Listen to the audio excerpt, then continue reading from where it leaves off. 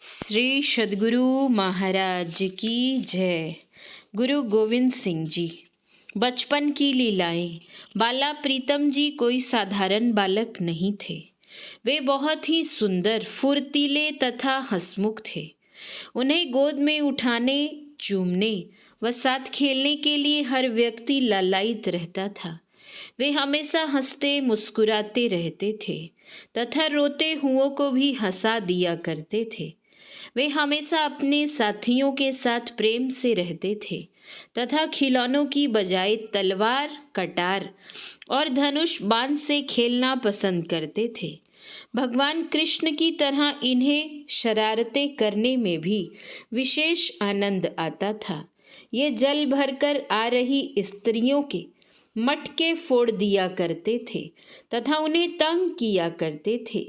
जब वे स्त्रियां माता गुजरी के पास शिकायत लेकर जाती तो वे उन स्त्रियों को मिट्टी के घड़ों के स्थान पर पीतल के घड़े दे दिया करती थी। उन्होंने बाला प्रीतम को उनकी शरारतों के लिए कभी नहीं डांटा। एक दिन जब बाला प्रीतम ने कुछ ज्यादा ही शरारतें की तो माता गुजरी ने उन्हें पास बुलाकर धीरे से डांटा तथा भविष्य में शरारतें ना करने की आज्ञा दी।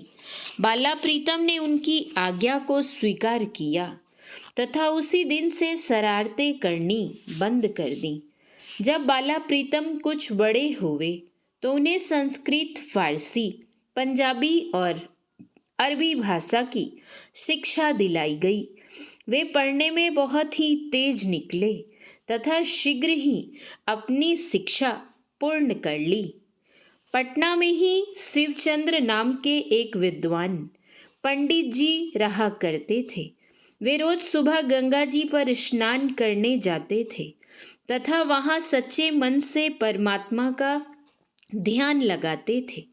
उनकी केवल एक ही इच्छा थी कि उन्हें परमात्मा के दर्शन हो।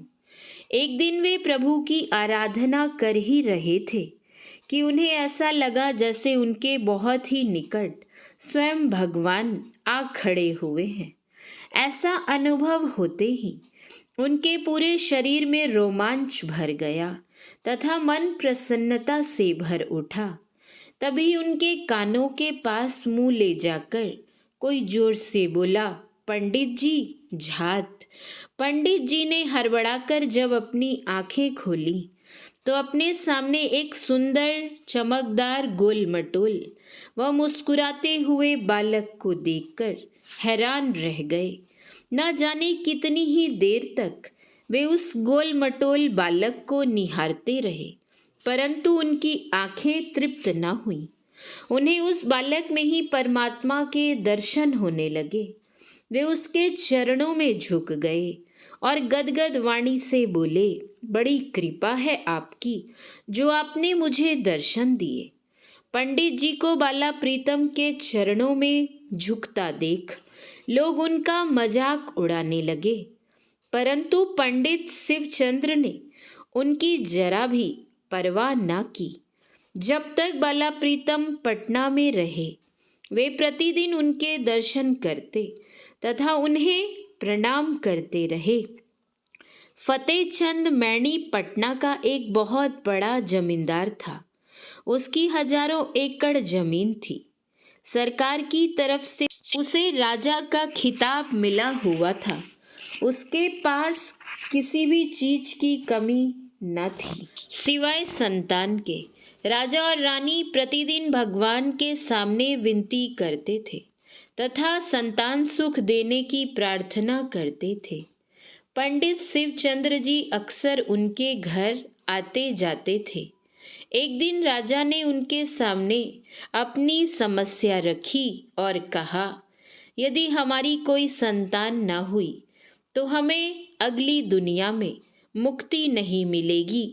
हमारा वंश ही समाप्त हो जाएगा और हमारी लाखों रुपयों की संपत्ति लावारिस रह जाएगी।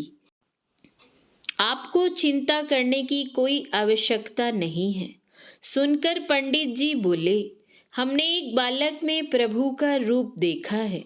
सभी लोग उसको बाला प्रीतम कहते हैं। मुझे ऐसा लगता है कि वही आपकी मनोकामना पूर्ण कर सकता है। आप उसके एक बार दर्शन जरूर कर आइए।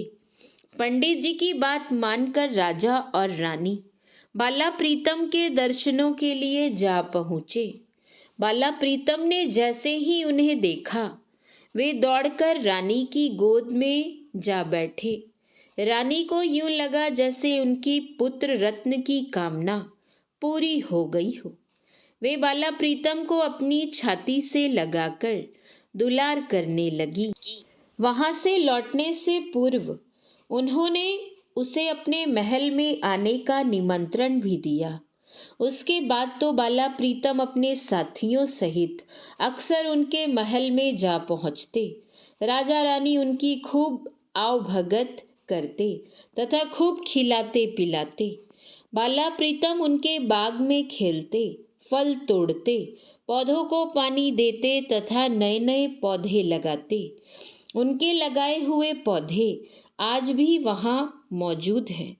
कुछ ही समय बाद रानी को पता चला कि वे गर्भवती हो गई हैं। उचित समय पर उन्होंने एक सुंदर पुत्र को जन्म दिया। उनकी सूनी गोद हरी हो जाने का सारा श्रेय उन्होंने बाला प्रीतम को ही दिया। उसके बाद उनके एक एक करके 4 पुत्र हुए, परंतु बाला प्रीतम के प्रति उनका प्रेम यथावत बना रहा। बाला प्रीतम अगर अपनी शरारतों से किसी को तंग करते थे तो उसके पीछे जरूर कोई रहस्य होता था। इसके 2 उदाहरण कुछ इस प्रकार से हैं। गंगा नदी के किनारे एक कोढ़ी रहता था जो कभी स्नान नहीं करता था। एक बार बाला प्रीतम ने अपने साथियों के साथ मिलकर उसे गंगा जी में धक्का दे दिया। वह रोया, चिल्लाया तथा बच्चों को गालियां देने लगा। बाला प्रीतम अपने साथियों के साथ जोर जोर से तालियां बजाकर हंसने लगे। जब कोढ़ी जोर लगाकर किसी प्रकार नदी से बाहर निकला तो स्वयं को कोढ़ मुक्त देखकर हैरान रह गया। वह बाला प्रीतम के चरणों में गिर पड़ा तथा क्षमा मांगने लगा। बाला प्रीतम के घर से थोड़ी ही दूर पर एक बुढ़िया रहती थी जिसकी कोई संतान न थी।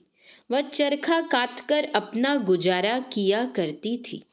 जब वह चरखा नहीं काट रही होती थी तो बाला प्रीतम चुपके से आते तथा उसकी सारी छल्लियां व पुनियां बिखेर देते थे। वह इससे बहुत दुखी होती थी तथा शिकायत लेकर माता गुजरी के पास जा पहुंचती थी। माता गुजरी उसे बहुत सारे पैसे देकर वापस भेज दिया करती थी।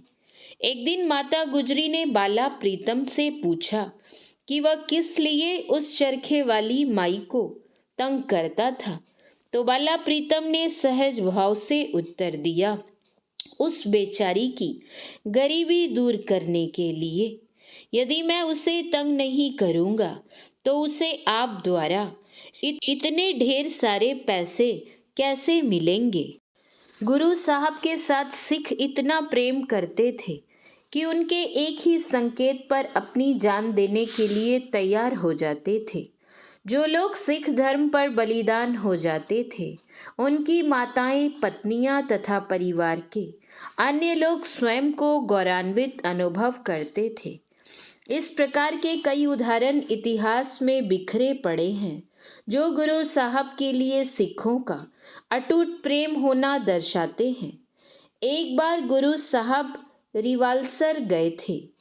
वहाँ एक सिख ने गुरु साहब को अपने हाथों से बनाई एक 2 नाली बंदूक भेंट की। गुरु साहब ने उस बंदूक को गोलियों से भरा तथा सिखों को आवाज दी, एक आदमी मेरे सामने आकर खड़ा हो जाए, मैं उस पर यह बंदूक चलाकर इसका निशाना देखना चाहता हूँ। गुरु साहब की आवाज सुनकर भारी संख्या में लोग वहां आ खड़े हुए तथा अपनी अपनी छातियां तानकर खड़े हो गए।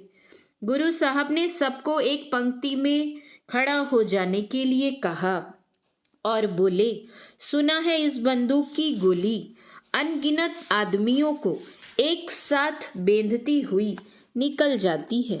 देखते हैं यह कितने आदमियों को बेंध सकती है। देखते ही देखते वहां सैकड़ों पंक्तियां बन गईं। सभी एक साथ प्रार्थना करने लगे कि गोली उनकी पंक्ति पर ही चलाई जाए। गुरु साहब उनका ऐसा प्रेम देखकर आनंद विभोर हो गए। इसी प्रकार का एक अन्य उदाहरण भी हमें इतिहास के पन्नों से मिलता है। एक बार एक बूढ़ी औरत गुरु साहब के दर्शन करने आई। उसने हाथ जोड़कर निवेदन किया, गुरु साहब, मेरा पति आपकी सिख सेना में भर्ती होकर शहीद हो गया। उसके बाद मेरे 2 बेटे भी अपने पिता की राह पर चलते हुए कुर्बान हो गए। इस समय मैं बहुत दुखी हूँ तथा आपके पास सहायता के लिए आई हूँ। आदेश दो माई। गुरु साहब ने कहा, मैं तुम्हारी क्या सहायता कर सकता हूँ? हिचकिचाने की जरा भी जरूरत नहीं है। खुलकर कहो, मैं तुम्हारी क्या सेवा करूँ? मेरा तीसरा और अंतिम पुत्र बीमार पड़ा है। बूढ़ी औरत कहने लगी, मैं चाहती हूँ कि आप उसे अपना आशीर्वाद दें, जिससे वह ठीक हो जाए तथा आपकी सेवा कर सके। वह भी अपने पिता और बड़े भाइयों की तरह अपने फर्ज और धर्म पर कुर्बान हो सके। गुरु साहब की आंखें भर आईं। उन्होंने उस बूढ़ी औरत के चरण छूकर कहा, जब तक आप जैसी माताएं इस पृथ्वी पर हैं, बलिदान देने वालों की कभी कमी नहीं हो सकती। माता, आप धन्य हैं। मैं आपको प्रणाम करता हूँ। श्री सद्गुरु महाराज की जय। श्री सद्गुरु महाराज की जय। श्री सद्गुरु महाराज की जय।